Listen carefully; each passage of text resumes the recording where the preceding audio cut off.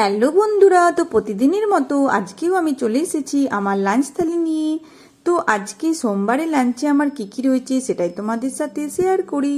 তো সোমবারের লাঞ্চে রয়েছে আমার গরম গরম ভাতের সাথে কাগজি লেবু, আর রয়েছে করলা আর বেগুন একসাথে ভাজা, তার সাথে আমি মাছের তেল দিয়ে পেঁয়াজ কলি ভেজেছি। তো পেঁয়াজ কলিতে একটুখানি আলুও দিয়েছি আর খুব সামান্য বেগুন দিয়েছি, আর বাঁধাকপির এক নিরামিষ তরকারি করেছি মটরশুঁটি দিয়ে, তার সাথে করেছি হাঁসের ডিম।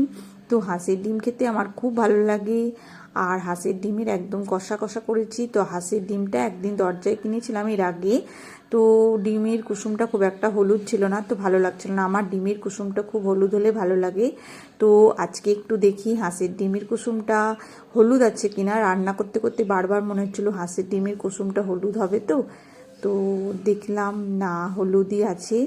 যাই হোক, আমার হাঁসের ডিম খেতে খুব ভালো লাগে, ডিম খেতেই ভালো লাগে, তারপরে আবার হাঁসের ডিম তো খুবই প্রিয়। তো কেমন লাগলো আমার সোমবারের লাঞ্চ থালি?